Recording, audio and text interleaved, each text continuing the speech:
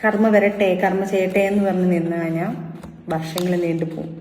പലതും ഞാൻ കാണേണ്ട ഗതിയിൽ വരും, പലതും ഞാൻ കേൾക്കേണ്ടി വരും. എനിക്കതിന് വേണ്ടി വെയിറ്റ് ചെയ്യാൻ വയ്യ. ഞാൻ ലീഗലി മൂവ് ചെയ്തിട്ടുണ്ട്. A to Z കാര്യങ്ങൾ വെച്ചിട്ടൊരു ഫയൽ ചെയ്ത് ഞാൻ മൂവ് ചെയ്തിട്ടുണ്ട്. എൻ്റെ കുഞ്ഞുങ്ങൾക്ക് വേണ്ടിയിട്ട് ഞാൻ പേടിച്ച് ജീവിച്ചിട്ടുണ്ട്. ഈ നിമിഷം വരെ, ഈ കുറച്ച് മുന്നേ വരെ ഞാൻ പേടിച്ച് തന്നെയാണ് ജീവിച്ചത്. ഇന്നാളെ വ്യക്തിയെ വെച്ച് ഫിറോസിനെ പേടിച്ച് പേടിച്ച് പേടിച്ച് പേടിച്ച് ഇവിടം വരെത്തി. എനിക്കിനി പേടിക്കാൻ വയ്യ. കാരണം എൻ്റെ ലൈഫിൽ എൻ്റെ കുഞ്ഞുങ്ങളെ ഓർത്ത്, എൻ്റെ വീട്ടുകാരെ ഓർത്ത് എല്ലാം വെച്ച് ഞാൻ ക്ഷമിച്ച് നാണക്കേടാണ് നമ്മളിത് സോഷ്യൽ മീഡിയയിലൂടെ ഇടുന്നോറും എൻ്റെ കുഞ്ഞിനിത് ബാധിക്കും എന്ന് പേടിച്ചിട്ട് മാത്രം, എൻ്റെ റോവലിന് അവൻ്റെ പപ്പയെ ഇഷ്ടമാണ്, ആ ഒരു കാര്യം ഓർത്ത് മാത്രം, എൻ്റെ കുഞ്ഞിന് ബാധിക്കരുതെന്ന് മാത്രം ഓർത്ത് മാത്രം ഞാനിതെല്ലാം വെളി പറയാതെ മിണ്ടാതെ ക്ഷമിച്ച് കയറും തോറും തലേ കയറി എന്നല്ല, അതിനപ്പുറം കയറി എന്നെ ചൊറിയാൻ നിൽക്കുക. ഇനി എനിക്ക് പറ്റില്ല. ഞാനതുകൊണ്ട് നിയമവശാൽ നിയമം പോലെ ഞാൻ ലീഗലി പോയേക്കുവാണ്. കാര്യങ്ങളെല്ലാം ലീഗലി പോയെങ്കിലും ഈ മീഡിയയിൽ നിൽക്കുന്ന ഒരാളായതുകൊണ്ട്, ഒരു സോഷ്യൽ മീഡിയയിലും അല്ലെങ്കിൽ നമ്മളൊരു ആക്ടർ ആയതുകൊണ്ടും എനിക്ക് നിങ്ങളുടെ മുന്നിൽ വന്ന് ഇപ്പം വിവാദം നടക്കുന്ന കാര്യങ്ങളായതുകൊണ്ട് എനിക്ക് നിങ്ങളുടെ മുന്നിലും ഇത് പറയണം. കാരണം നിങ്ങളാണ് എന്നെ വളർത്തി ഇത്രയും ആക്കിയത്. അപ്പം ഒരു തെറ്റ് കാണുമ്പം നമ്മൾ തീർച്ചയായിട്ടും ഞാൻ സഹിതം തെറ്റാണല്ലോ എന്ന് പറയും. അപ്പം മറുവശം കൂടെ കേട്ടിട്ട് കുറേ ചാനൽസ് എടുത്ത് ഇത് ആഘോഷിച്ചിട്ടുണ്ട്.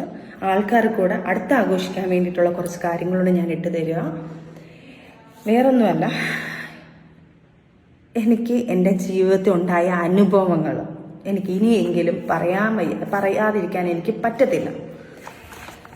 ഇത് ഞങ്ങളുടെ മാരേജ് സർട്ടിഫിക്കറ്റാണ്, എൻ്റെ ഫിറോസിൻ്റെയും. 2024 ഒക്ടോബർ 23 ഞങ്ങളെ മാരേജ് നടന്നത്. ഈ മാരേജ് നടക്കുന്നതിന് മുന്നേ ഞാൻ ബിഗ് ബോസിൽ പറഞ്ഞിട്ടുണ്ട്, ഞങ്ങളുടേത് ഒരു അറേഞ്ച് മാരേജ് അല്ല, ചെറിയൊരു ലവ് മാരേജ് ആണ്. ഈ പുള്ളി എന്നെ കണ്ട് ഇഷ്ടപ്പെടുന്നതും സംസാരിക്കുന്നതും ഞങ്ങൾക്ക് ഒരു മാസത്തെ ചെറിയൊരു സംസാരിക്കാൻ ഒരു ഗ്യാപ്പ് കിട്ടിയിട്ടുണ്ട്. ആ സമയത്ത് എനിക്ക് കല്യാണം ആലോചിച്ച് വന്നപ്പോൾ സമയത്ത് ഞാൻ പുള്ളിയെടുത്ത് പറഞ്ഞിട്ടുണ്ട്, ഞാൻ ഓൾറെഡി സെക്കൻഡാണ്, ഫസ്റ്റ് മാരേജ് കഴിഞ്ഞ് ഡിവോഴ്സാണ്, എനിക്കതിലൊരു കുഞ്ഞുണ്ട് എന്നെല്ലാം പറഞ്ഞു. പുള്ളിക്കാരൻ്റെ ലൈഫിനെ കുറിച്ച് പറഞ്ഞു. ഓക്കെ, നമ്മളുടെ കുറച്ച് ആൾക്കാർ ഇതിനകത്ത് ഇടപെട്ടു, നല്ല ബന്ധമാണെന്ന് ചിന്തിച്ച് ഒരു മാസം കൊണ്ട് ഇവരുടെ വീട്ടിൽ നിന്ന് വന്ന് ഞങ്ങളെ വീട്ടിൽ ആലോചിക്കുന്നു. കാരണം എനിക്ക് ഓൾറെഡി കല്യാണപ്രായം 20 വയസ്സുള്ള ആ സമയത്ത്. അപ്പം ആദ്യത്തെ ലൈഫിൽ ഒന്ന് പ്രശ്നങ്ങളൊക്കെ ആയി ഇങ്ങനെ ഒന്ന് നിൽക്കുന്ന സമയത്താണ് ഈ മാരേജ്, ഈ കാര്യങ്ങൾ വരുന്നതും. അവരെൻ്റെ വീട്ടുകാർ നോക്കിയപ്പം ഓക്കെ, നമ്മളെ റിലേറ്റീവുകളുടെ അടുത്തെല്ലാം ചോദിക്കുമ്പോൾ പുള്ളിക്കാരൻ ഓക്കെയാണ്, നല്ലൊരു വ്യക്തിയാണെന്നുള്ളത് നമ്മളെ ബന്ധുക്കാരിലെല്ലാം ചോദിക്കുമ്പോൾ പറയുന്നു. വേറെ ദുശീലങ്ങളൊന്നുമില്ല. അന്നത്തെ കാര്യങ്ങൾ ദുശീലങ്ങളാണല്ലോ നോക്കുന്നത്, വേറെ ദുശീലങ്ങളൊന്നുമില്ല എന്ന് പറയുന്നു. ഈ ദുശീലങ്ങൾ എന്നുള്ളത് സാധനങ്ങൾ ഈ വീട്ടുകാരുടെ അടുത്ത് മുന്നിലാണല്ലോ ഈ ദുശീലങ്ങളൊന്നും കാണിക്കാത്തത്. പുറമേ എന്താണെന്നുള്ളത് ആർക്കും പറയാൻ പറ്റത്തില്ല, അനുഭവങ്ങൾ വരുമ്പോഴാണല്ലോ മനസ്സിലാക്കാൻ പറ്റുന്നത്. അത് കഴിഞ്ഞ് മാരേജിന് സമയമായി, മാരേജ് കഴിഞ്ഞു. ഈ പുള്ളിക്കാരൻ എൻ്റെ ലൈഫിലോട്ട് വരുമ്പം എൻ്റെ കുഞ്ഞുണ്ട്, എൻ്റെ കുഞ്ഞിനെ പൊന്നുപോലെ നോക്കാം, സെക്കൻഡ് ഫാദറാണ്, പൊന്നുപോലെ നോക്കാം എന്ന് പറഞ്ഞ് വന്ന വ്യക്തി ഒരു മാസം കഴിഞ്ഞപ്പോഴത്തേക്ക് പയ്യെ എൻ്റെ കുഞ്ഞിനെ കാണാൻ വിടാൻ സമ്മതിക്കുന്നില്ല. ആദ്യത്തെ മാസം ആയതുകൊണ്ട് കുറച്ച് നാൾ എൻ്റെ വീട്ടുകാർ പറഞ്ഞു, പുതുമുടി ആയതുകൊണ്ട് ഒന്ന് മാറ്റി നിർത്താം, കുഞ്ഞുങ്ങളെ ഞങ്ങൾ നോക്കാം, നിങ്ങൾ പോയി വന്ന് കണ്ടുകൊണ്ടിരിക്കുക, കുറച്ച് കഴിയുമ്പോൾ നമ്മൾ കുഞ്ഞിനെ തന്നു വിടാമെന്ന് പറഞ്ഞു. ആദ്യത്തെ മാസം ആയപ്പോഴത്തേക്ക് കുറച്ച് കുഞ്ഞിൻ്റെ അടുത്ത്, കുഞ്ഞിനെ കാണാൻ പോകുന്നതും കുഞ്ഞിൻ്റെ അടുത്ത് സംസാരിക്കുന്നതും എല്ലാം പയ്യെ ഗ്യാപ്പ് ഇട്ടിട്ട് വരുന്നുണ്ട്. അപ്പം തന്നെ ഞങ്ങളുടെ ലൈഫിൽ തുടക്കത്തിൽ തന്നെ ഒരു ചെറിയൊരു പ്രശ്നം മുളച്ചു കഴിഞ്ഞു ഈ ഒരു പ്രശ്നത്തിൽ. എന്നിട്ടും ഞാൻ സഹിച്ച് നിന്നു. കാരണം സെക്കൻഡ് മാരേജ് അല്ലേ, നാട്ടുകാരറിഞ്ഞാൽ എന്ത് ചെയ്യും, വീട്ടുകാരറിഞ്ഞാൽ എന്ത് ചെയ്യും, ആൾക്കാരുടെ മുന്നിൽ ഞാൻ എന്താണ്, എൻ്റെ രണ്ടാമത്തെ മാരേജും അതും പ്രശ്നമായി എന്ന് പറയുന്നത് പേടിച്ച് തന്നെ സത്യം പറഞ്ഞാൽ പലതും മിണ്ടാതിരുന്നിട്ടുള്ളത്. അത് കഴിഞ്ഞ് കുറേ കഴിഞ്ഞിട്ട് അപ്പോഴത്തേക്ക് 2 മാസമായപ്പോഴത്തേക്ക് പുള്ളിക്കാരന് ഞാനും എനിക്ക് പ്രഗ്നൻ്റ് ആയി. ആ സമയത്തും എനിക്ക് ഒട്ടും താല്പര്യമില്ലായിരുന്നു, വേറൊന്നും കൊണ്ടല്ല, എൻ്റെ കുഞ്ഞിന് 2.5 വയസ്സേ ഉള്ളൂ. ആ സമയത്ത് എനിക്ക് രണ്ടാമതൊരു കുഞ്ഞെന്ന് പറയുമ്പം അവൾക്ക് കൊടുക്കുന്ന ഒരു കുറച്ചുകൂടെ ആയിക്കഴിഞ്ഞാൽ, ഒരു 5 വയസ്സൊക്കെ ആയിക്കഴിഞ്ഞാൽ ഒരു കുഞ്ഞുണ്ടാവുന്ന എന്നുള്ളത് പറഞ്ഞാൽ ആ ഒരു സാധനമാണ്. അതും ഞാൻ പുള്ളിക്കാരൻ്റെ അടുത്ത് ആദ്യം പറയുന്നുണ്ട്. അപ്പോൾ പുള്ളിക്കാരൻ അപ്പം പറഞ്ഞു, സച്ചിന എനിക്ക് എൻ്റെ മോളെ കിട്ടുന്നില്ല. അവിടുത്തെ കുറേ കാര്യങ്ങൾ പറഞ്ഞിട്ട് എനിക്ക് കുഞ്ഞിനെ കിട്ടുന്നില്ല, എനിക്ക് കുഞ്ഞിൻ്റെ മിസ്സിങ് ആണ്, എനിക്ക് കുഞ്ഞിനെ വേണം, അല്ലെങ്കിൽ ഞാൻ മെൻ്റലി കുറച്ച് ഡിപ്രഷനായി പോവും, അതുകൊണ്ട് എനിക്ക് വേണം എന്ന് പറഞ്ഞ് ലാസ്റ്റ് കുഞ്ഞെങ്കിൽ കുഞ്ഞാവാന്നുള്ളൊരു പ്ലാനിങ് ആയി. നെക്സ്റ്റ് മന്ത് തന്നെ കുഞ്ഞാവുന്നു, പ്രഗ്നൻ്റ് ആവുന്നു. പ്രഗ്നൻ്റ് ആയി കുറച്ച് നാൾ കഴിഞ്ഞപ്പോഴും ഇതുപോലെ തന്നെ പ്രശ്നങ്ങൾ വരുന്നുണ്ട്. ഈ കുഞ്ഞിനെ വെച്ചിട്ട് എനിക്ക് കുഞ്ഞിനെ കാണാൻ പോകാൻ പറ്റത്തില്ല, എൻ്റെ വീട്ടിൽ വിളിക്കാൻ പറ്റത്തില്ല, സംസാരിക്കാൻ പറ്റത്തില്ല. എന്നെ ഇങ്ങനെ ടോർച്ചർ ചെയ്ത് ഈ മോനുണ്ടായ സമയത്തെ, വയറ്റിലുണ്ടാകുന്ന സമയത്തെ ഈ പ്രശ്നങ്ങൾ മൊത്തവും കരച്ചിലും ബഹളം, രാത്രി പുതപ്പിട്ട് മൂടിയിട്ട് ഞാൻ ഇരുന്ന് കരയും. എൻ്റെ കുഞ്ഞിനെ കാണാൻ പറ്റുന്നില്ലല്ലോ, എൻ്റെ കുഞ്ഞിനെ വിളിക്കാൻ പറ്റുന്നില്ലല്ലോ. എൻ്റെ വീട്ടുകാരെന്ന് വിളിച്ചു കഴിഞ്ഞാൽ എനിക്ക് പറയായിരുന്നു. എന്ത് ചെയ്യണമെന്ന് അറിയാത്തൊരു വല്ലാത്തൊരവസ്ഥ. ഇതെല്ലാം അനുഭവിക്കുന്നവർക്കേ ഈ സിറ്റുവേഷൻ എന്താണെന്ന് മനസ്സിലാക്കാൻ പറ്റത്തുള്ളൂ. ചിലപ്പോൾ തെറ്റ് പറയും, നീ എന്തിനാ ഈ രണ്ടാമത് മാരേജ് ചെയ്യാൻ പോയി ഒരു മോളെ വെച്ചിട്ട്. ശരിയാണ്, അത് നമ്മൾ ആ പ്രായത്തിൽ ചിന്തിക്കത്തില്ല. പല തെറ്റുകളും പല കമന്റുകളും ഇനി വരുമായിരിക്കും. പക്ഷെ ഈ സിറ്റുവേഷനിൽ പോകുന്ന ഒരു വ്യക്തികൾക്ക് മാത്രമേ ഈ ലൈഫ് എന്താണെന്നും ഇതെന്താണെന്നും മനസ്സിലാക്കാൻ പറ്റത്തുള്ളൂ. അതിൽ കൂടെ പോവാത്ത ആൾക്കാർക്കെല്ലാം ഇത് ചിലപ്പോൾ തെറ്റായിട്ട് തന്നെ തോന്നും. അങ്ങനെ കുറേ സ്ട്രഗിൾ ചെയ്ത് അത് കഴിഞ്ഞപ്പോഴത്തേക്ക് കുഞ്ഞിൻ്റെ അടുത്ത് സംസാരിക്കാൻ പറയാൻ പോകുന്നത്, ഞാൻ പ്രഗ്നൻ്റ് ആയിരിക്കുന്ന സമയത്ത് പുള്ളി എൻ്റെ അടുത്ത് പറഞ്ഞത്, ആ പെണ്ണ് കാരണം എൻ്റെ കുഞ്ഞ് നൊന്നുകൊണ്ടിരിക്കുക, ഈ പെണ്ണില്ലായിരുന്നെങ്കിൽ നമ്മളെ ലൈഫ് നന്നായേനെ എന്ന് പറയാനുള്ള കുറേ കാര്യങ്ങൾ സംസാരിക്കാൻ തുടങ്ങി. അങ്ങനെ എൻ്റെ കുഞ്ഞിനെ പോഷിക്കാൻ തുടങ്ങി. എൻ്റെ മോളുടെ 2.5 വയസ്സ് തൊട്ട് ഞാൻ അതുവരെ ഫോക്സ് വാനിൽ ജോലി ചെയ്യുമായിരുന്നു. ഫോക്സ് വാനിൽ എൻ്റെ ജോലിക്ക് വേണ്ടി ജോലി ചെയ്തിട്ടാണ് എൻ്റെ കുഞ്ഞിനെ നോക്കിക്കൊണ്ടിരുന്നത്. അത് കഴിഞ്ഞ് പ്രഗ്നൻ്റ് ആയതുകൊണ്ട് അത് കഴിഞ്ഞപ്പോഴത്തേക്ക് ഇതുപോലെ തന്നെ എനിക്ക് ജോലിക്ക് പോകണം. കാരണം കുഞ്ഞിൻ്റെ ചിലവുകൾ എൻ്റെ സിസ്റ്ററാണ് നോക്കുന്നത്. അതിനുശേഷം ഫുള്ള് ഞാൻ ശരിക്കും പറഞ്ഞാൽ എൻ്റെ ലൈഫിൽ ഞാൻ ദൈവതുല്യം കാണുന്ന ഒരാൾ എൻ്റെ സിസ്റ്റർ മാത്രമാണ്. സിസ്റ്റർ ഇല്ലായിരുന്നെങ്കിൽ ഇന്ന് എൻ്റെ കുഞ്ഞുങ്ങൾ അനാഥയായിട്ട് നടന്നേനെ. ഞാൻ അവളെ എന്തിട്ട് പൂജിച്ചാലും എന്തിട്ട് കൊടുത്താലും എന്തൊക്കെ ചെയ്താലും നന്ദി എനിക്ക് പറഞ്ഞു തരാൻ അപ്പുറമാണ്. കാരണം അവള് ഒരു അമ്മ ഇരുന്ന് ചെയ്യേണ്ട കാര്യങ്ങളാണ് എൻ്റെ സിസ്റ്റർ എൻ്റെ കുഞ്ഞിന് വേണ്ടി ചെയ്തത്. എൻ്റെ കുഞ്ഞിൻ്റെ പഠിത്തം, എൻ്റെ കുഞ്ഞിൻ്റെ ഫീഡിങ്, ആ സമയത്ത് കൊടുക്കാനുള്ള ഫുഡിൻ്റെ കാര്യങ്ങൾ, എൻ്റെ കുഞ്ഞിനുള്ള ഡ്രസ്സ്, എൻ്റെ കുഞ്ഞിനുള്ള സ്നഗ്ഗി, എല്ലാ കാര്യങ്ങളും എൻ്റെ സിസ്റ്ററാണ് നോക്കിക്കൊണ്ടിരുന്നത്. ഹസ്ബൻഡിനെയും ഞാൻ നമിക്കുന്നു. കാരണം അവരും ആ പുള്ളിക്കാരൻ നോ പറഞ്ഞ എൻ്റെ ഇത്താക്കൊന്നും ചെയ്യാൻ പറ്റത്തില്ല. എന്നിട്ട് പോലും ഇത്താടെ ഹസ്ബൻഡ് പോലും ഇതിനകത്ത് ഭയങ്കര സപ്പോർട്ടീവായിട്ട് എൻ്റെ കുഞ്ഞിന് വേണ്ടിയിട്ടുള്ള കാര്യങ്ങളെല്ലാം ചെയ്തിട്ടുള്ളത്. അപ്പം എന്നിട്ട് പോലും ഞാൻ ഇതിൻ്റെ ഇടയ്ക്കായാലും ഞാൻ സ്വാഭാവികമായിട്ട് നമ്മളൊരു അമ്മ എന്നുള്ളൊരു സാധനം നമ്മളെ ഉള്ളിലുണ്ടല്ലോ. എത്രയും പോരിഞ്ഞ് കഴിഞ്ഞാലും നമുക്ക് ഉള്ളിലൊരു സാധനമുണ്ട്. അങ്ങനെ കുഞ്ഞിൻ്റെ റോബലിനെ പ്രസവിച്ച് കഴിഞ്ഞ സമയത്തും എൻ്റെ ഭാഗ്യത്തിന് ഒരു 3 മാസം ഞാൻ ഇതിൻ്റെ ഇടയ്ക്കൊക്കെ നമ്മൾ പ്രശ്നങ്ങൾ നടക്കുന്നുണ്ട്. ഈ കുഞ്ഞിനെ സംബന്ധിച്ചാണ് പ്രശ്നങ്ങളെല്ലാം നടക്കുന്നത്. കാരണം സ്വാഭാവികമായിട്ട് പറയുമല്ലോ, കാരണം തുടക്കത്തിലെ മോള് പപ്പ എന്നൊക്കെ വിളിപ്പിച്ച ആള് എൻ്റെ കുഞ്ഞിനെ കൊണ്ടുവരാൻ പറ്റത്തില്ല, എൻ്റെ കുഞ്ഞിൻ്റെ കൂടെ 2 ദിവസം നിൽക്കാൻ പറ്റത്തില്ല, എൻ്റെ കുഞ്ഞിൻ്റെ കൂടെ പോയി നിൽക്കാൻ പറ്റത്തില്ല. അങ്ങനെയുള്ള കുറേ പ്രശ്നങ്ങൾ തുടക്കം തൊട്ടേ നമ്മളതിലുണ്ട്. പ്രസവം കഴിഞ്ഞ് 3-ാം മാസത്തിൽ എൻ്റെ വീട്ടിൽ കൊണ്ട് നിർത്തി. ആ മാസം ഞാൻ ഭയങ്കര ഹാപ്പിയാണ്. എൻ്റെ 2 കുഞ്ഞുങ്ങളോടെ എനിക്ക് നിൽക്കാൻ പറ്റുന്നുണ്ടല്ലോ. സത്യമായിട്ടും ഞാൻ ഭയങ്കര ഹാപ്പിയായിരുന്നു ആ സമയത്തും പുള്ളിക്കാരൻ പറഞ്ഞു പുള്ളിക്കാരൻ്റെ വീട്ടിൽ വന്ന് നിൽക്കണം, പുള്ളിക്കാരനെ കുഞ്ഞിനെ അവിടെ കൊണ്ടുവന്നാൽ മതി. അപ്പം ഞാൻ പറഞ്ഞു, എനിക്ക് കിട്ടിയ ഗ്യാപ്പ് ഞാൻ പറഞ്ഞു 3 മാസം ചടങ്ങ് നമ്മളെ വീട്ടിലല്ലേ നിൽക്കേണ്ടത്, വീട്ടിൽ നിർത്തുകയാണെങ്കിൽ എനിക്ക് എൻ്റെ കുഞ്ഞിനോട് നിൽക്കാമെന്നുള്ള സന്തോഷത്തിലാണ് ഞാൻ നിൽക്കുന്നത്. അപ്പോൾ പുള്ളിക്കാരനായിട്ട് ടോർച്ചർ ചെയ്യാൻ തുടങ്ങിയെന്നെ. അവിടെയും വഴക്കാം, ഭയങ്കര ഇഷ്യൂസ് നടക്കുക ഞങ്ങൾ തമ്മിൽ.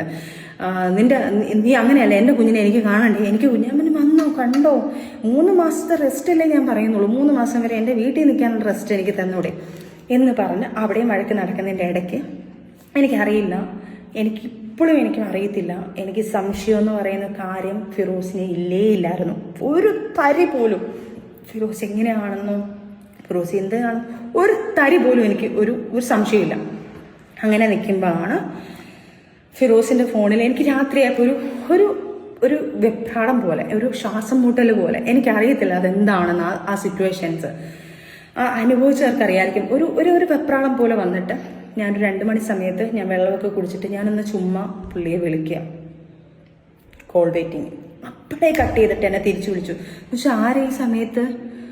അപ്പം ഞാൻ സ്വാഭാവികമായിട്ട് ഞാൻ ചോദിക്കുക, ആരെ ഈ സമയത്ത്? അത് പുള്ളിയുടെ ഏതൊരു ഗൾഫിൽ നിന്നുള്ള കൂട്ടുകാരനാണെന്ന് പറഞ്ഞു.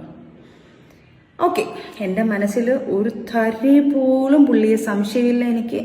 ഞാൻ ഓക്കെ എന്ന് പറഞ്ഞു വെച്ചെങ്കിലും ഉള്ളിലൊരു പിടപ്പുണ്ട്.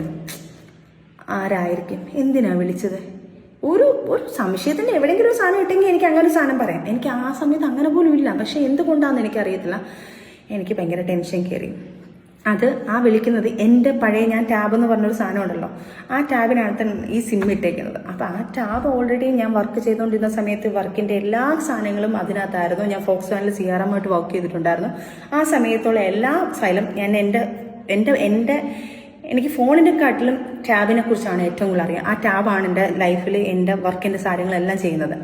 ആ ടാബിലാണ് ഫിറോസ് ഈ കോള് ചെയ്യുന്നത്. ഓക്കെ, രാവിലെ ആയപ്പം എനിക്കെന്തോ ഒരു പ്രശ്നം തോന്നി. ഞാൻ ചോദിച്ചു, ആരെയാണ് വിളിച്ചത്? അത് ഞാൻ തലേന്ന് പറഞ്ഞത് ദുബായിൽ നിന്നാണ്, അടുത്ത ദിവസം പറയുന്നത് ഖത്തറിൽ നിന്നാണ്, അല്ല ലണ്ടനിൽ നിന്നാണോ, അങ്ങനെ എന്തോ ഒരു സംഭവം. അത് മിസ്മാച്ച് ആയിട്ട് പറഞ്ഞു. അവിടെ എനിക്ക് സംശയം തോന്നി. ഞാൻ നേരെ അവരുടെ വീട്ടിൽ പോയി ടാബ് മേടിച്ച് ഞാൻ പറഞ്ഞു, എനിക്കെന്തോ സംശയം തോന്നുന്നു. അപ്പോൾ എൻ്റെ അടുത്ത് നിനക്ക് സംശയം, നീ എന്താ ഇങ്ങനെ കാണിക്കുന്നത്, നീ ഇങ്ങനെയൊക്കെ കാണിക്കുന്നുള്ളോ പറഞ്ഞിട്ട് പ്രശ്നം ഉണ്ടാക്കി. ഞാൻ ഈ ടാബും കൊണ്ട് റൂമിലോട്ട് കയറിയിട്ട് ഈ ഫുള്ള് റെക്കോർഡിങ് ഓൾറെഡി ഉള്ളതാണ് ഈ ഫോണിൽ. ഇതിനകത്ത് ഫുള്ള് റിക്കവർ ചെയ്ത് ഞാൻ എടുത്തു. ഈ ടാബിൻ്റെ കാര്യങ്ങളെല്ലാം എനിക്കറിയാമെന്നില്ലേ, റിക്കവർ ചെയ്തെടുത്ത് ഞാൻ ആ സമയത്തും ടൈമിൽ ഞാൻ പ്രാർത്ഥിക്കുന്നത്, റബ്ബേ ഒരിക്കലും ഇതെൻ്റെ തെറ്റിദ്ധാരണയായിരിക്കണേ, ഞാൻ കാണിക്കുന്ന പുള്ളി ഭയങ്കര പ്രശ്നം, വെളിയിൽ കിടന്ന് ബഹളം ഉണ്ടാക്കുന്നു, വാണ്ടാന്നെല്ലാം പറഞ്ഞ് ബഹളം ഉണ്ടാക്കുന്നുണ്ട്. അപ്പോഴും ഞാൻ പ്രാർത്ഥിക്കുന്നത് എൻ്റെ സംശയം മാത്രമായിരിക്കണേ റബ്ബേ, ഇതൊരിക്കലും തെറ്റ് കാണല്ലേ, ഇതിനകത്ത് ഒരു തെറ്റും കാണല്ലേ, പുള്ളി എന്നെ ഒരിക്കലും ചതിക്കല്ലേ എന്ന് പറഞ്ഞുകൊണ്ടാണ് ഞാൻ എൻ്റെ സംശയം തീർക്കാൻ വേണ്ടി മാത്രം, പുള്ളിയെ ഞാൻ തെറ്റുകാരനല്ലെന്നാക്കാൻ വേണ്ടിയിട്ട്, എൻ്റെ മനസ്സിനെ തൃപ്തിപ്പെടുത്താൻ വേണ്ടിയിട്ട് ചെയ്ത കാര്യം. ഒരു പെണ്ണും കേൾക്കാൻ പറ്റാത്ത, ഒരു പെണ്ണും സത്യം പറഞ്ഞാൽ ആ വാക്കിൽ എന്ത് ചെയ്യണമെന്ന് എനിക്കറിയത്തില്ല. ഫസ്റ്റ് ലൈഫ് ഇങ്ങനെ, അതിലൊരു കുഞ്ഞ്, രണ്ടാമത്തെ ലൈഫ് ഇങ്ങനെ, അതിനകത്ത് ഒരു കൈക്കുഞ്ഞ്, 3 മാസമുള്ളൊരു കുഞ്ഞ്. കേൾക്കുന്ന വാക്കുകൾ ഒരു പെണ്ണുമായിട്ടുള്ള സെക്ഷൽ സംസാരങ്ങൾ മാത്രം, വൃത്തികെട്ട ടോപ്പിക്. ഇന്നലെ ഞാൻ വന്നതുപോലെ, അപ്പം ഇന്നലെ അവിടെ ചെന്നും കഴിഞ്ഞിട്ടുണ്ട്. അപ്പം എനിക്ക് പറയാൻ ഭയങ്കര മടിയാണ്. അത്രയ്ക്ക് അഭ്യസമായിട്ടുള്ള വൃത്തികെട്ട വേർഡ്സാണ് അതിനകത്ത് പറയുന്നത്. ഒരു ഭാര്യ കേൾക്കുക, ഇത്രയും വൃത്തികേടായിട്ടുള്ള വാക്കുകൾ കേൾക്കുക. ഇത് ഞാൻ കണ്ട് തകർന്ന് എനിക്ക് എന്ത് ചെയ്യണമെന്ന് എനിക്ക് അറിയണോ. കുറച്ച് സെക്കൻഡ് ഞാൻ ബ്ലാങ്കായി. വീട്ടിൽ നിന്ന് എല്ലാവരും കൂടെ വലിച്ചു തുറന്നു, കഥ തുറന്നു കൊടുത്തു. ഞാൻ സ്റ്റക്കായിട്ട് നിൽക്കുക. അവരുടെ വീട്ടുകാരെല്ലാവരും ഓടിയെത്തി. അവരുടെ വീട്ടിലാണ് സംഭവം. വീട്ടിലെത്തി കുഞ്ഞിനെ അവരുടെ വീട്ടുകാരുടെ കുഞ്ഞുമാരുടെ കയ്യിലൊക്കെയാണ്, അവരുടെ ബന്ധുക്കാരുടെ കയ്യിലാണ് കുഞ്ഞിരിക്കുന്നത്. ഞാനങ്ങ് പൊട്ടിക്കരഞ്ഞിട്ട് ഞാൻ പറഞ്ഞു, ഇങ്ങനെയൊക്കെയാണ് സംഭവിച്ചിരിക്കുന്നത്, എനിക്ക് എന്ത് ചെയ്യണമെന്ന് എനിക്കറിയത്തില്ല, രണ്ടാമത്തെ ലൈഫും ഇങ്ങനെ ആയിപ്പോയോ എനിക്കറിയില്ല, ഞാൻ എൻ്റെ കുഞ്ഞ് എല്ലാം ഞാൻ ഭ്രാന്തിയാവുക. അപ്പം അവിടെ കുറച്ച് ഇൻസിഡൻസ് നടന്നു. അത് ഞാൻ വേറെ ആരെയും ഫാമിലിയൊന്നും ഞാൻ ഇടുന്നില്ല. അവരൊന്നും അറിയുന്നില്ലല്ലോ കാര്യങ്ങൾ.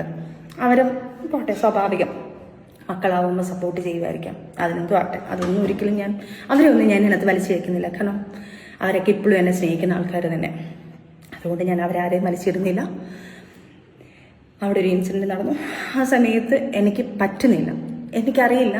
അവിടെ ഇരുന്നൊരു ബ്ലേഡ് എടുത്ത് ഞാൻ കൈ ഭയങ്കരമായിട്ട് മുറിച്ചു. എനിക്ക് ജീവിക്കണ്ട, കാരണം എനിക്ക് വേറെ ഒന്നും ഞാൻ ചിന്തിക്കുന്നില്ല. ഞാൻ ഭയങ്കര ബ്ലാങ്ക് ആയിപ്പോയി. അങ്ങനെയാണ് എനിക്കൊന്ന് ബിഗ് ബോസിൽ വരുന്ന സമയത്ത് എല്ലാവർക്കും അറിയാം, എൻ്റെ കയ്യിലൊരു വലിയ പാടുണ്ടായിരുന്നു, 22 സ്റ്റിച്ചുള്ള പാടാണ്.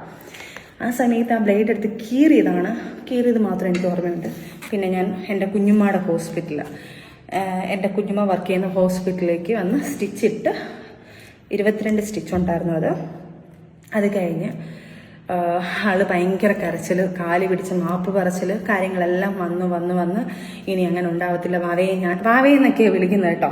വാവേ അങ്ങനെ ഒന്നും ഉണ്ടാവത്തില്ല, വാവേ എൻ്റെ കയ്യിൽ നിന്ന് തെറ്റ് പറ്റിപ്പോയി, വാവേ മറ്റേതാ മറിച്ചതാ, നീ ഇല്ലാതെ എനിക്ക് പറ്റത്തില്ല എന്ന് പറഞ്ഞു കാല് പിടിച്ച് കരഞ്ഞ് ഞാനത് സോൾവ് ചെയ്തു. ഓക്കെ, സമാധാനം, അതെല്ലാം കാര്യം. എനിക്ക് തോന്നുന്നു ആ പാട് ഞാൻ മറയ്ക്കാൻ വേണ്ടിയിട്ടാണ് ഞാൻ ഈ ടാറ്റു ചെയ്തത്. നേരത്തെ ബിഗ് ബോസിൻ്റെ സമയത്ത് കറക്റ്റ് ആ പാടുണ്ടായിരുന്നുണ്ട്. ഇത് കണ്ടോ, ഇത് കാണുമ്പോൾ അറിയാം. ആ വലിയ ബിഗ് ബോസിൻ്റെ സമയത്ത് ഞാൻ കൈമുറിച്ച കാര്യങ്ങൾ എനിക്ക് തോന്നുന്നു. അത് ഞാൻ വേറൊരു വിഷയം എന്നാണ് പറഞ്ഞത്, പക്ഷെ ഇതാണ് വിഷയം.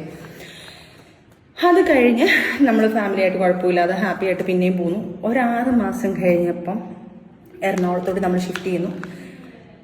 6 മാസം കഴിഞ്ഞപ്പോഴത്തേക്ക് എറണാകുളത്ത് നിന്ന് വീണ്ടും വേറൊരു പെണ്ണിനെ വെച്ച് ഞാൻ പോക്കുക. ആ സമയത്ത് സോറി, ആ പെണ്ണിനെ വിളിച്ച് ഞാൻ മെസ്സേജ് അയക്കുന്നു, ദയവ് ചെയ്ത് നിങ്ങൾ എന്നെ ചതിക്കരുത്, എന്റെ ജീവിതം ഇങ്ങനെ ആയിരിക്കും എന്നൊക്കെ പറഞ്ഞ് ഞാൻ ആ പെണ്ണിന്റെ കാല് പിടിച്ചു. ആ പെണ്ണ് കുറേ ഇയാളെ പ്രായി, ഇയാളെ മക്കളെ പ്രായി, അവള് പറയുന്നത് നിന്റെ കുടുംബം മൊത്തം നശിച്ചു പോകുന്നു പറഞ്ഞ് ഇയാളെ കുറേ പ്രായിയായിരുന്നു ആ പെൺകൊച്ച്. അത് കഴിഞ്ഞ് അതെല്ലാം സോൾവായി, നമ്മൾ ഫാമിലി പിന്നെയും ഹാപ്പി ആയിട്ട് പോകുന്നതിന് ശേഷം 6 മാസം ശേഷം നമ്മളൊരു ആ സിനിമ സെറ്റ് ഞാൻ പറയുന്നില്ല, ആ സിനിമ സെറ്റിൽ ഒരു ഇപ്പം ഫേമസ് ആയി നിൽക്കുന്ന ബിഗ് ബോസ് കണ്ടസ്റ്റന്റ് ഒരു കോസ്റ്റ്യൂമർ ഡിസൈനറാണ്. ഞാൻ ആരാന്നൊന്നും പറയുന്നില്ല, അവരെ ആരെയും ഞാൻ എടുത്ത് വെളിയിലിടുന്നില്ല. ആ ഒരു സിനിമ സെറ്റിൽ വെച്ച് പരിചയപ്പെടുന്നു, നമ്മൾ കണ്ടിട്ടുണ്ട്. അവിടെ നിന്നുള്ള മേക്കപ്പ് ആർട്ടിസ്റ്റുകളെ നമ്മൾക്കറിയാം. അവരെല്ലാം കൂടെ വിളിച്ചിട്ട് ഒരു ദിവസം എടുത്തോളൂ, സജന ഫിറോസിനെ ഒന്ന് ശ്രദ്ധിച്ചോണേ, ഇങ്ങനെയുള്ള കുറച്ച് കാര്യങ്ങൾ ഞങ്ങൾ കേൾക്കുന്നുണ്ടെന്ന്. ഞാൻ സ്റ്റക്കായി, ഞാൻ മിണ്ടയില്ല. ഞാൻ രണ്ടാമതും സ്റ്റക്കായി നിൽക്കുക, എന്താണെന്നുള്ളത് എനിക്കൊരു പിടുത്തം ഇല്ലാതിരിക്കുക. അങ്ങനെ അതിനെക്കുറിച്ചുള്ള സെർച്ചിങ് എടുത്തു. അവരെൻ്റെ അടുത്ത് പറഞ്ഞു ഈ സമയത്ത് ഒരു കോള് വന്നിട്ടുണ്ടെന്ന് പറയുന്നു. ആ സമയത്തുള്ള കാര്യങ്ങൾ എടുക്കുന്നു. നമ്മൾ കൊല്ലത്തോട്ട് വരുന്നു. കൊല്ലത്ത് വരുന്നപ്പോഴത്തേക്ക് പുള്ളിക്കാരൻ്റെ കൂട്ടുകാരനെ കാണാൻ വേണ്ടി പോകുന്നു എന്ന് പറഞ്ഞുകൊണ്ട് ഇറങ്ങി പോകുന്നു. പോയി കഴിഞ്ഞപ്പോഴും ഞാൻ ഓക്കെ കൂട്ടുകാരനെ കാണാൻ പോയില്ല. അപ്പോൾ എന്നെ വിളിച്ചിട്ട് എൻ്റെ ഫോൺ സ്വിച്ച് ഓഫ് ആയിരിക്കും, ഞങ്ങൾ പോകുന്നിടത്ത് റേഞ്ച് ഇല്ല എന്നൊക്കെ പറയുന്നു. ആ കൂട്ടുകാരൻ എൻ്റെ ഫ്രണ്ടായിരുന്നു. ആ പുള്ളിക്കാരൻ്റെ ഫോണിൽ പുള്ളിക്കാരനെ കിട്ടാത്തതുകൊണ്ട് ഞാൻ വിളിക്കുന്നു. പുള്ളിയുടെ ജിമ്മേറ്റ് ഫ്രണ്ടാണ്. അവരെല്ലാം പിന്നെ കാണും, അവർക്കൊക്കെ ഈ സത്യാവസ്ഥ അറിയാം. അവിടെ വെച്ച് അവർ സംസാരിക്കുമ്പം ഈ കോൾ എന്നെ ആ ഷൂട്ടിംഗ് ലൊക്കേഷനിലുള്ള എൻ്റെ ആ ഫ്രണ്ട് കോസ്റ്റ്യൂമർ ഒരു പുള്ളിക്കാരി എന്നെ വിളിച്ച് പറയുന്നു, സജിന ഫിറോസും ഇന്ന ആളും കൂടെ ഭയങ്കര സംസാരം, മാറി നിന്ന് ചിരിയും കളിയും ഭയങ്കര കുറച്ച് സംഭവങ്ങൾ പറയുന്നുണ്ട്. ഫിറോസ് എവിടെയാണ്, നീ ശ്രദ്ധിക്കണേ എന്ന് ഞാൻ പറഞ്ഞതല്ലേ എന്ന് പറഞ്ഞു. ഞാൻ പറഞ്ഞു ഫിറോസ്ക്കാരുടെ ഫോണിൽ അതിന് റേഞ്ച് ഇല്ലല്ലോ, ഫിറോസ്ക്കാരുടെ ഫോൺ അതിന് സ്വിച്ച് ഓഫ് അല്ലേ? എനിക്കറിയില്ല, പക്ഷെ ഫിറോസ് തന്നെയാണ് അവിടെ വിളിക്കുന്നത്. അവർ സംസാരിക്കുന്ന സംസാരങ്ങൾ ഭയങ്കരമാണ്. ഫിറോസ്ക്കാന്ന് വിളിച്ച് സംസാരിച്ചുകൊണ്ടിരിക്കുന്നുണ്ട്, നോക്കെന്ന് പറഞ്ഞു. അപ്പോൾ ഉടനെ ഞാൻ അവൻ്റെ ഫ്രണ്ടിൻ്റെ ഫോണിൽ വിളിച്ചപ്പം കോൾ വെയിറ്റിംഗ്. അങ്ങനെ അതും കുറേ പ്രശ്നങ്ങൾ വന്നു. കുറേ ഞാൻ പെട്ടെന്ന് ചുരുക്കമാണ്, കാരണം നിങ്ങൾ കേട്ട് നിങ്ങൾക്കും മടുക്കണ്ട എന്നുള്ളതാണ്ട. അവിടെയും കുറേ കാര്യങ്ങൾ വന്ന് അവിടെ നിന്ന് ഞാൻ പുള്ളിക്കാരൻ്റെ ഫോൺ ഇതാക്കുന്നു, അവനെ വിളിച്ചിരിക്കുന്ന റെക്കോർഡ് ചേർക്കുന്നു, ആ പെൺകൊച്ചിനുമായിട്ട് സംസാരിക്കുന്ന റെക്കോർഡ് എടുക്കുന്നു. അവരുമായിട്ട് സംസാരങ്ങളായി. ഞാൻ ആ പെണ്ണിനെ വിളിച്ച് വഴക്കായി. ഞാൻ ഇങ്ങനെ ലൈഫിൽ നിന്ന് ഒരു പ്രശ്നം ഉണ്ടായി, എൻ്റെ കൈ മുറിച്ച് ഞാൻ ഇങ്ങനെയൊക്കെയുള്ള സംഭവങ്ങൾ ഉണ്ടാക്കി, ഇങ്ങനെയൊക്കെ ലൈഫ് ഉണ്ടായി വന്നിരിക്കുകയാണ്, എന്നെ ദയവ് ചെയ്ത് ഇതിനകത്തുനിന്ന് എൻ്റെ ലൈഫ് നശിപ്പിക്കില്ലേ എന്ന് പറഞ്ഞു. ആ കൊച്ചിൻ്റെ അടുത്ത് കരഞ്ഞു. ആ കൊച്ചും പറഞ്ഞു എൻ്റെ അടുത്ത് ഒന്ന് സോറി ഇത്താ, ഞാൻ അങ്ങനെ എങ്ങനെയാണെന്നെല്ലാം പറഞ്ഞു. ആ കൊച്ചും കുറേ കാര്യങ്ങൾ പറഞ്ഞു. അത് വിട്ടു. അന്നും ഇതുപോലെ ഞാൻ സൂയിസൈഡിന് വേണ്ടി നോക്കി. കാരണം ജീവിതത്തിൽ എനിക്ക് മുന്നോട്ട് വേറൊരു മാർഗ്ഗമില്ല. കാരണം ആദ്യത്തെ ഒരു ലൈഫ് അങ്ങനെയായി, അതിനകത്തൊരു കുഞ്ഞ്, രണ്ടാമത്തെ ലൈഫ് ഇങ്ങനെയായി, അതിനകത്ത് ഒരു കൈക്കുഞ്ഞായി. എനിക്ക് എന്ത് ചെയ്യുമെന്നൊരു ഒരു പിടുത്തവും ഇല്ല. എൻ്റെ മുന്നിലോട്ട് എന്താണെന്നുള്ളത് എനിക്കൊരു ഇല്ല. എൻ്റെ വീട്ടുകാരെന്ത് പറയും, നാട്ടുകാരെന്ത് പറയും, ആൾക്കാർ ഇനി രണ്ടാമതും ഇങ്ങനെ വരുമ്പം നമ്മളെക്കുറിച്ച് നമ്മൾ അന്നത്തെ ഒരു നാട്ടുമ്പുറത്തുകാരി പോലെ ആണല്ലോ. അപ്പം തീർച്ചയായിട്ടും നാട്ടുകാർ പറയണേ ഇനി അടുത്ത ലൈഫിലും എന്തെങ്കിലും ആയി എൻ്റെ വീട്ടിൽ വന്ന് നിൽക്കുമ്പം ആൾക്കാർ പറയാൻ പോകുന്നത് എന്നെ ആയിരിക്കും, ഞാൻ എൻ്റെ കാരണം കാണാണ് രണ്ടാമതും ലൈഫ് ഇങ്ങനെ ആൾക്കാർ പറയും സ്വാഭാവികമായിട്ട്. അതുകൊണ്ട് സഹിച്ച് പിന്നെയും കുറേ ശ്രമിച്ചു. പിന്നെയും കാലുപിടുത്തവും കരച്ചിലും, പിന്നെയും പൊക്കുന്നു, പിന്നെയും കരയുന്നു, പിന്നെയും പുറയുന്നു. ഇതിൻ്റെ ഇടയ്ക്ക് പിന്നെ ഒരു വലിയൊരു ബ്രേക്കപ്പ് ആവുന്നു. ഒരു 6 months ഞങ്ങൾ പിരിഞ്ഞു നിൽക്കുന്നു, പിന്നെ ഞങ്ങൾ പിന്നെ ഒരുമിക്കുന്നു. ഇങ്ങനെ തന്നെയാണ് കടന്നു പോകുന്നത്. ഇതിൻ്റെ ഇടയ്ക്ക് എൻ്റെ കുഞ്ഞുങ്ങൾ വളർന്ന് വലുതായിക്കൊണ്ടിരിക്കുന്നു. പിന്നെ ആയപ്പം എൻ്റെ കുഞ്ഞിനെ ഞാൻ സ്ട്രോങ് ആയിട്ട് ഞാൻ വർക്കിന് ഇറങ്ങാൻ പോകുന്നു. ഞാൻ ഇതിൻ്റെ ഹോണ്ട ഷോറൂമിൽ കയറുന്നു. അവിടെ ജോലിക്ക് കയറിയ സമയത്ത് ഞങ്ങളൊരു റെൻ്റൽ ഹൗസിലോട്ട് മാറി. ഇവരും ഒരു റെൻ്റൽ ഹൗസിലായിരുന്നു. അവിടുന്ന് ഫാമിലി എല്ലാം കൂടെ നിൽക്കുന്നതുകൊണ്ട് ഞങ്ങൾ വേറൊരു റെൻ്റൽ ഹൗസിലോട്ടായി. അവിടുന്ന് ഞങ്ങൾ എറണാകുളത്തൊക്കെ പോയിട്ട് തിരിച്ച് കൊല്ലത്ത് വന്ന് വേറൊരു റെൻ്റൽ ഹൗസ് എടുക്കുന്നു. വന്ന് ഞാൻ ജോലിക്ക് കയറുന്നു. എൻ്റെ ലക്ഷ്യം ജോലിക്ക് കയറുക എന്നുള്ളത് എൻ്റെ കുഞ്ഞിനെ ചെലവിന് കൊടുക്കണം. കാരണം ഒരാളുടെ ഭർത്താവെന്ന് പറഞ്ഞാൽ അയാളുടെ കയ്യിൽ നിന്ന് ചെലവിന് മേടിക്കുന്നത് മോശമല്ലേ. അപ്പം എനിക്ക് അയാളുടെ കയ്യിൽ നിന്ന് കൊടുക്കാതെ എൻ്റെ കയ്യിൽ നിന്ന് കൊടുക്കണമെന്ന് പറഞ്ഞാൽ ഞാൻ ജോലിക്ക് കയറുന്നു. സത്യവാസ്തവം 20,000 സാലറി ഉള്ളതിന് ഞാൻ 15,000 സാലറി ഉണ്ടെന്നേ പറഞ്ഞിട്ടുള്ളൂ. കാരണം എന്ന് വെച്ച് കഴിഞ്ഞാൽ എനിക്ക് പേടി 5,000 രൂപ കൊടുക്കേണ്ട. കുഞ്ഞിനെ തന്നെ ഇപ്പം തന്നെ പറയുന്നുണ്ട് കുഞ്ഞു കാരണമാണെന്ന് പറയുമ്പം അത് വേണ്ടാന്ന് പറഞ്ഞുകൊണ്ട് ഞാൻ 15,000 രൂപ എന്ന് പറഞ്ഞു. ഞങ്ങൾ അവിടുത്തെ മാനേജറിനടുത്തും ഞങ്ങൾ അവിടുത്തെ ചേച്ചിമാർത്തൊക്കെ പറഞ്ഞു എൻ്റെ സാലറി ഇത്രയാണെന്ന് പറയണേ എന്ന് പറഞ്ഞിട്ട് 15,000 രൂപ ഞാൻ പറഞ്ഞു.